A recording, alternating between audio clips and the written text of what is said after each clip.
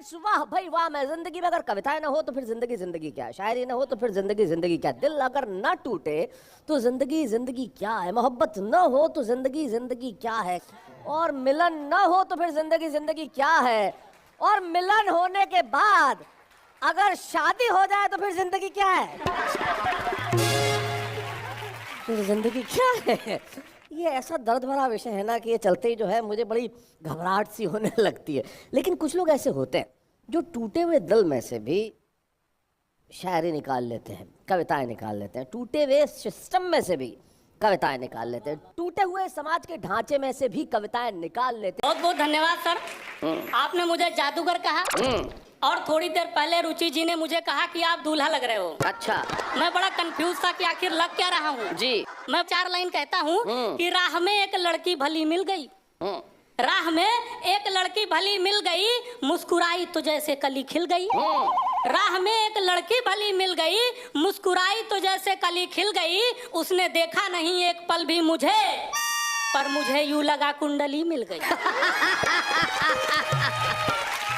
ये कॉन्फिडेंस है आज के युवाओं का, और मैं ही नहीं, मेरी पत्नी भी बहुत कॉन्फिडेंस में रहती है जी। अब 4 महीने पहले मैंने बाल कटवाए, आप देख रहे होंगे कि ऐसा मैं क्यों करता हूँ, वैसे ही कम है, लेकिन कभी कभी इसलिए कर लिया करता हूँ कि ताकि इस बार फसल कुछ अच्छी आ जाए। ठीक बात है। और जो काटने वाला है वो भी तुमसे ज्यादा पैसा लेता होगा क्योंकि उसे बाल ढूंढने पड़ते हैं। बहुत ज्यादा लेता है, इसी में मैं कम करवाता हूँ जी।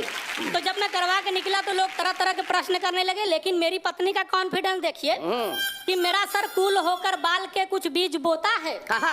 मेरा सर कूल होकर बाल के कुछ बीज बोता है, मेरा बच्चा मेरी इस खोपड़ी को देख रोता है। हुआ गंजा उसी दिन से धर्म पत्नी लगी कहने, हमारे चांद का दीदार हमको रोज होता है।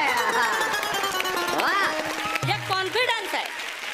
और मैं सॉफ्टवेयर इंजीनियर हूँ, इसलिए बता रहा हूँ कि आप लोग समझें कि पढ़ा लिखा आदमी। जी जी जी जी। और कवि बनने से पहले मैं शादी ब्याह भी कराता था। अच्छा।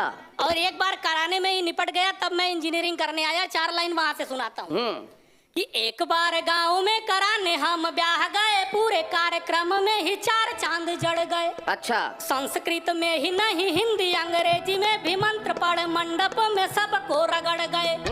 मारा मारी धक्का मुक्की लाठी डंडे जूते चले, दूल्हा और दुल्हन को 10-20 पड़ गए। मारा मारी लाठी डंडा जूते चप्पल चले, दूल्हा और दुल्हन पे 10-20 पड़ गए, क्योंकि फेरे वाला मंत्र पढ़ना था और हम गलती से पिंडदान वाला मंत्र पढ़ गए।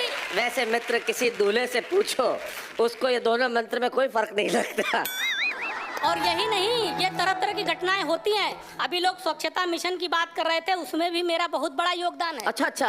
हाँ। मैं 4 लाइन सुनाता हूँ कि स्वच्छता मिशन जोर शोर से शुरू हुआ तो गंदगी पसंद वालों का दिल पिघल गया।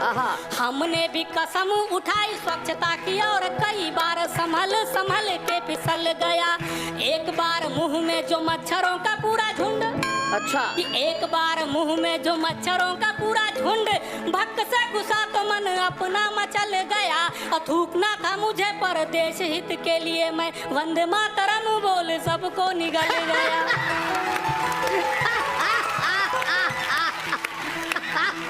ये कॉन्फिडेंस है। अभी एक आप सब लोग जान रहे हैं एंटी रोमियो, मालूम नहीं किसका फायदा हुआ किसका नुकसान, लेकिन मेरे एक दोस्त का बहुत बड़ा नुकसान हो गया। एक छंद में पढ़ता हूँ, सुनिए कैसा कैसा नुकसान हो सकता है। कि रामलाल ससुराल से चले जो घर को तो सोचते ही रहे प्रभु बंधन अटूट दिया। मान सम्मान मिला साला सरहज से व सास ने गड़ी दिया और ससुर ने सूट दिया। रास्ते में सफर का आनंद ले रहे थे, उत्तर प्रदेश ने जरा भी नहीं छूट दिया। और गौना करा के अपनी ही भी बिला रहे थे, रोमियो समझ के दरोगा जी ने कूट दिया।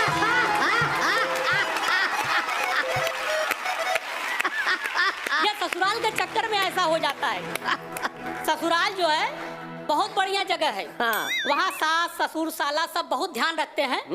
और साली तो ससुराल में उस डॉक्टर की तरह है सर जी। जो बिना चेकअप किए बता दे कि जीजा जी को कौन से टाइम पे कौन सी दवाई चाहिए। अच्छा। पहले जमाने के लोग ससुराल में जाते थे तो घबराते थे, शर्माते थे।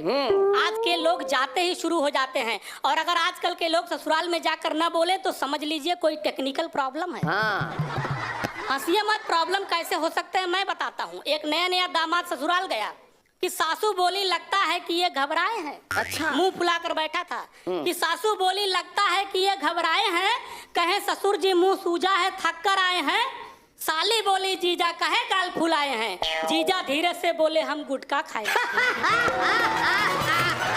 तो ऐसे ऐसे परेशानी हो जाती है। तो प्यार की बात हो रही थी। हास्य कवियों को प्यार में कोई सीरियस नहीं लेता जी। सब लोग तरह तरह की बात करते हैं, लेकिन मैं भी प्यार को कोई सीरियस ज्यादा नहीं लेता। मैं 4 लाइन सुनाता हूँ, सुनिए। प्यार में क्या होता है कि अगर हम बेचते सपने तो लायक बन गए होते। अदाकारी दिखाते गर तो नायक बन गए होते। यहाँ वादा खिलाफी में कहा है बेवफा तुमने। सियासत में अगर होते विधायक बन गए होते। और लोग कहते हैं तुम्हारा दिल टूट जाएगा, तुम प्यार की बात नहीं कर सकते। तो मैं 4 लाइन कहता हूँ दिल टूटने पर कि मुझे पता है नरम बहुत है कड़क नहीं है। मुझे पता है नरम बहुत है कड़क नहीं है। दिल की बात कर रहा हूँ कि मुझे पता है नरम बहुत है कड़क नहीं है। हर आर्ट की दस्तक है बेधड़क नहीं है। छोटी छोटी बातों पर यह नहीं टूटता। मेरा दिल है नगर निगम की सड़क नहीं है।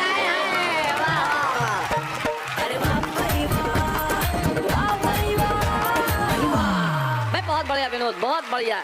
लेकिन शायद वो जमाना था ऐसा जब सड़कें टूटती थी, लेकिन इन दिनों तो बड़ा सड़कें कमाल की है देश में। अद्भुत है, बड़ी तेजी से गाड़ियां निकल रही है, जा रही है। लेकिन हिंदुस्तानी आदमी उसमें भी टोल टैक्स बचाना चाहता है। हमें हमारे इस भाव को बदलना होगा। एक बहुत पुरानी कहावत है कि हम ये तो पूछते हैं कि देश हमारे लिए क्या करता है, लेकिन ये नहीं सोचते कि हम देश के लिए क्या करते हैं। और यहाँ हम वाह भाई वाह में देश के लिए ये करते हैं कि हम देश को हंसी बांटें, देश को खुशी बांटें, देश को आनंद के क्षण बांटें।